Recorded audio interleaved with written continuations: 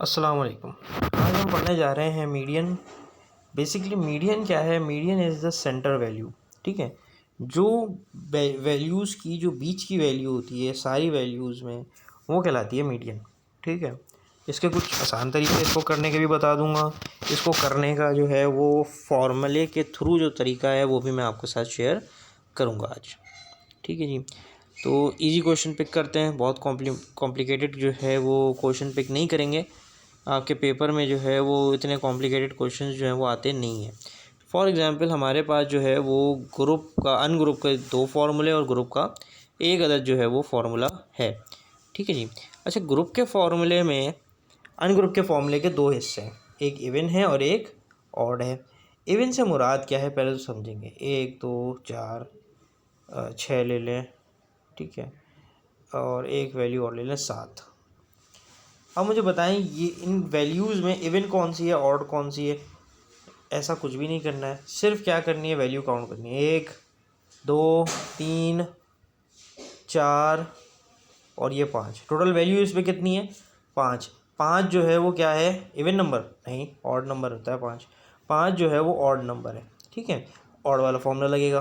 For example हम यहाँ बात करते हैं कि 12 1, चलो 11 कर लो इसको, 2 3, टोटल वैल्यू कितनी है यहाँ पे? 4 वैल्यू हैं, 4।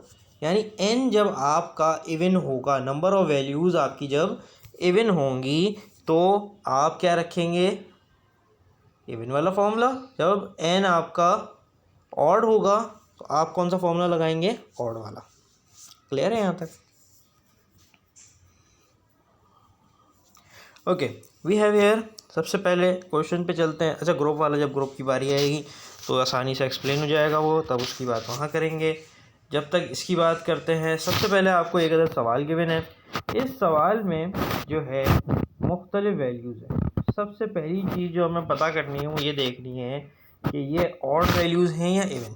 ठीक है, 3 और 3 6, यानी कि ये कौन सा है? इवन वाला है, और इवन वाला फॉर्मूला यहाँ पे लग भी रहा है।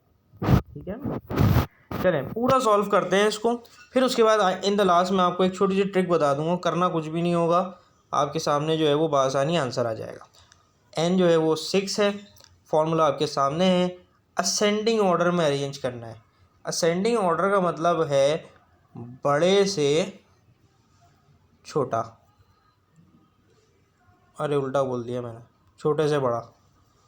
ठीक है, वैल्यू क्या होंगे असेंडिंग ऑर्डर? छोटे से बड़े की। ठीक है,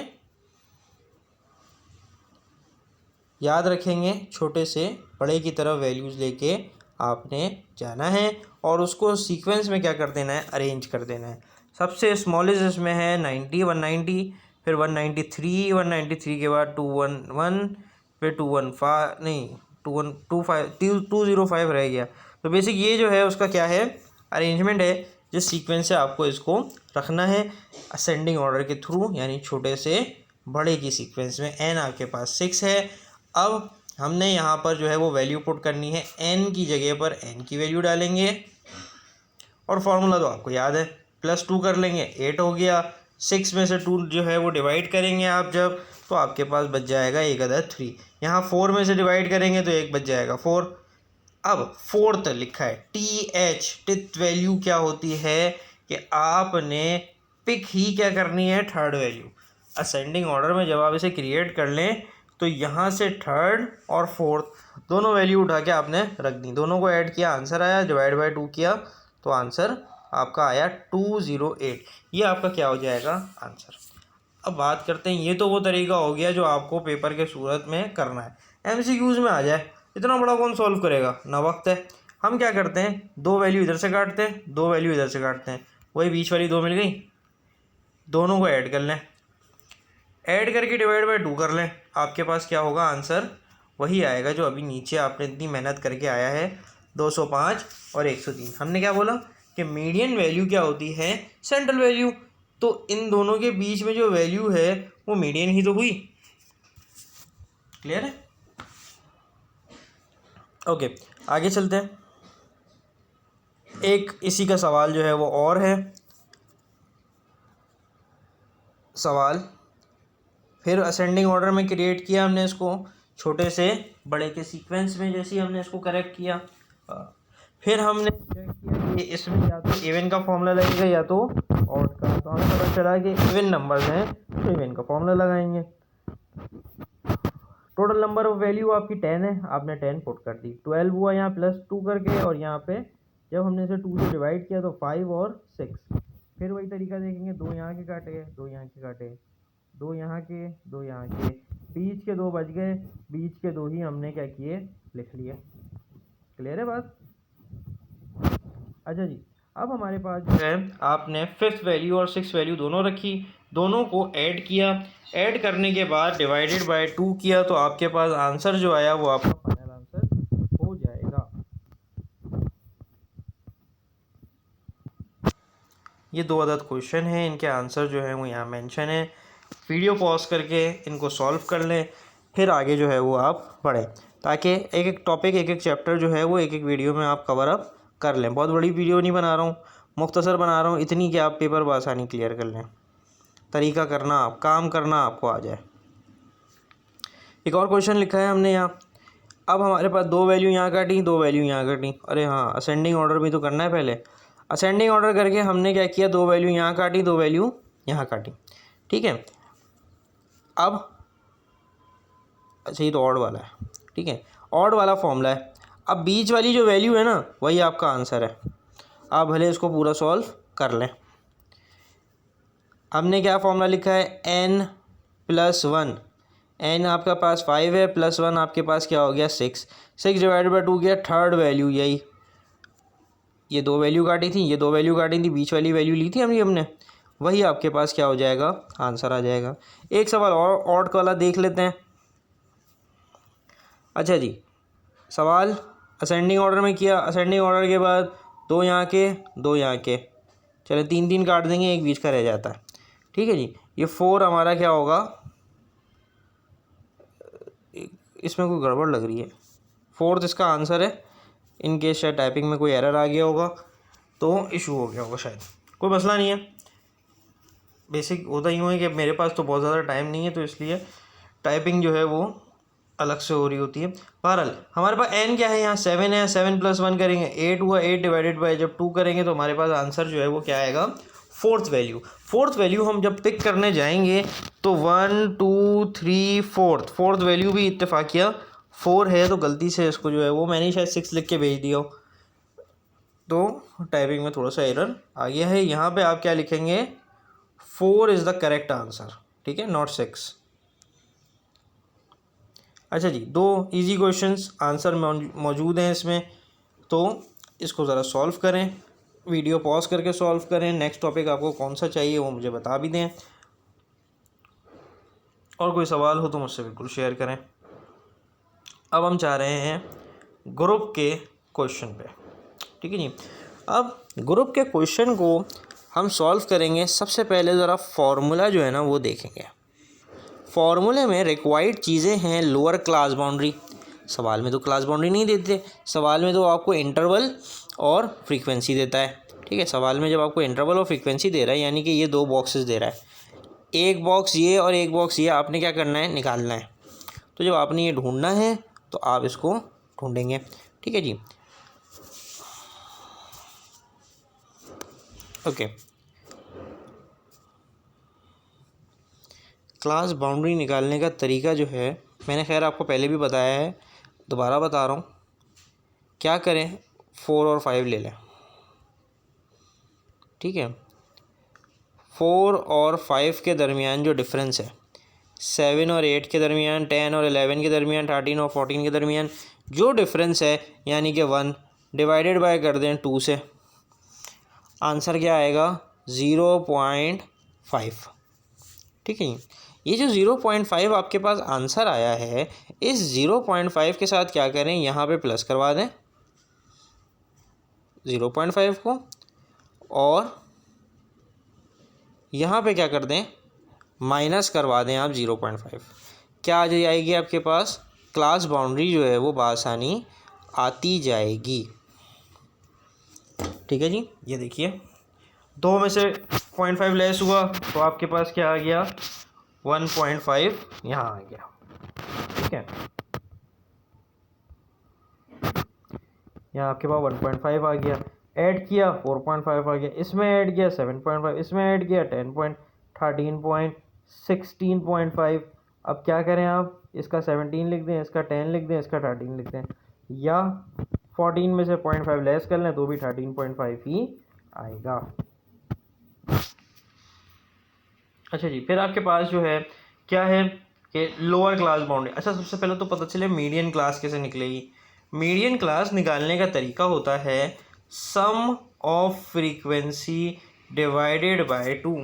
अच्छा जी, सम ऑफ फ्रीक्वेंसी डिवाइडेड बाय 2 का मतलब है पहले सम करना पड़ेगा इसका मतलब, तो चले फिर सम करते हैं। इसमें सम कैसे होगा, तमाम फ्रीक्वेंसी को ऐड कर लिया जाएगा।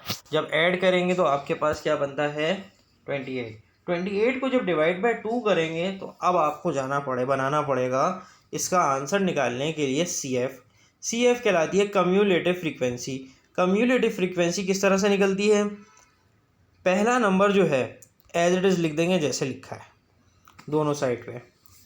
ठीक है, फिर 8 और 2 को प्लस करेंगे 10 बनेगा, 10 में 12 ऐड करेंगे 22 बनेगा, 22 में 4 26, 26 में 2 प्लस करेंगे तो 28 बनता चला जाएगा जैसे जैसे वैल्यूज़ मेंशन है। इस तरीके से आपका क्या निकल आएगा, क्लास कम्यूलेटिव फ्रीक्वेंसी।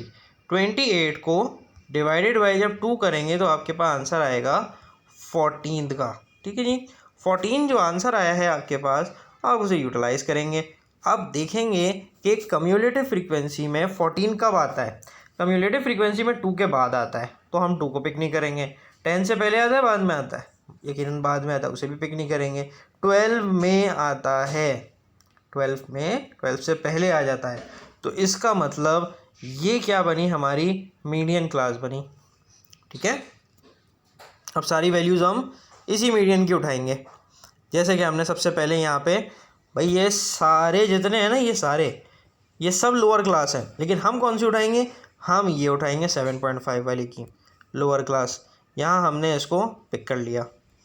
ठीक है, अब हम निकालेंगे फ्रीक्वेंसी हाइट कैसे निकलेगी, 2 में से 5 लेस कर लें, 5 में से 2 लेस कर लें, एक ही बात है। खैर 5 में से 2 लेस होगा 3 बचेगा। इसी तरीके से 11 में से आप 14 माइनस करवाएंगे तो भी 3 बचेगा, ऊपर नीचे वाला माइनस करवाना है। ठीक है, 2 में से 5, 5 में से 8, 8 में से 11, 17 में से 13 और 11। इस तरीके से आपको 11 और 14 को लेस करवाया, आप क्या निकालते जाएंगे, इसकी हाइट।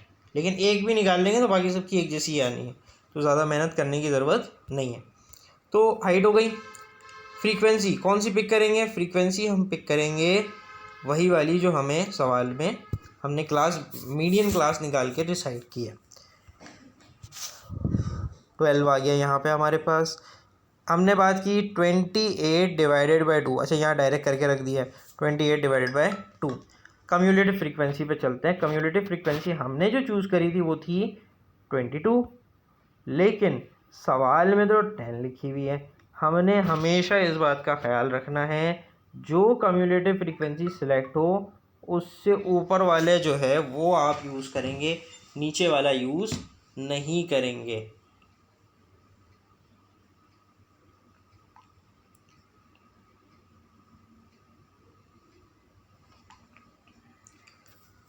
यहाँ तक क्लियर है? बहुत इम्पोर्टेंट बात, बोर्ड मास रूल। इन सवालों में बोर्ड मास रूल बहुत ज़रूरी है। Bracket, order, divide, multiply, addition, subtraction, इनको करना जो है ना वो बड़ा अहम है। इन्हीं को फॉलो करेंगे तो निकल जाएगा, वरना यहाँ फंसेंगे। ठीक है जी, बोर्ड मास आपको कहता है कि पहले ब्रैकेट सॉल्व करो। हमने ब्रैकेट सॉल्व करके आंसर दे दिया। आंसर देने के बाद उसने बोला डिवाइड करवा लो। हमने 3 को 12 से डिवाइड करवाया, देन उसी स्टेप में 7 में ही मल्टीप्लाई करवा दिया, तो हमारे पास एक अदद आंसर आया, जिस आंसर को कहते हैं 1 यानी 1.5। ठीक है, ओ सॉरी 1.0 या 1 एक ही बात है, ठीक है। सो 1 हमारे पास आंसर आया। अब इस आंसर को हमने लोअर क्लास बाउंड्री से ऐड करवा लिया, हमारे पास जो है वो एक अदद फाइनल आंसर जो है वो आ जाएगा। आई होप कि आपको ये समझ आ रहा होगा। नहीं समझ आ रहा हो तो बिल्कुल मुझसे जो है वो सवाल करें, I will surely answer you all. अच्छा जी, यहाँ एक अदद मसला यूँ है कि सवाल में ऑटोमेटिकली जो है ना वो दिया हुआ है, ठीक है, हमें कुछ करने की ज़रूरत ही नहीं है। क्लास बाउंड्रीज़ जो हैं वो ऑलरेडी सेट है, ठीक है जी। क्लास बाउंड्री जब सेट है तो हमें मीडियन क्लास भी पता है। कैसे निकलेगी मीडियन क्लास? 50 को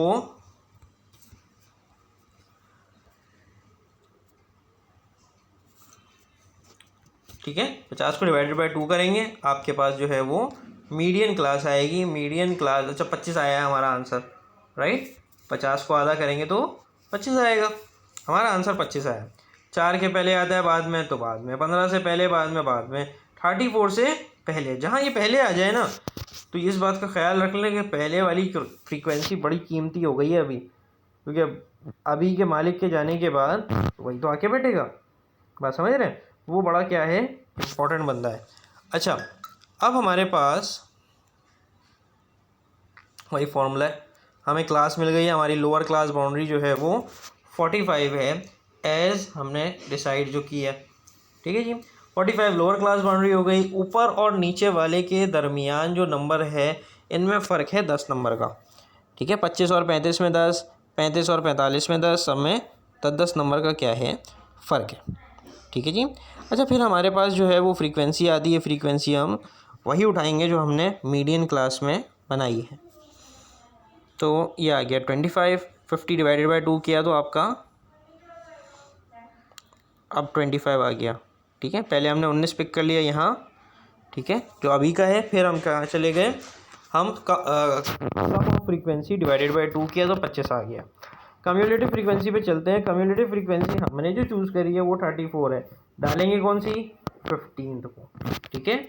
इस बात का क्या रखें, ख्याल रखें, वरना आंसर गड़बड़ा जाएंगे।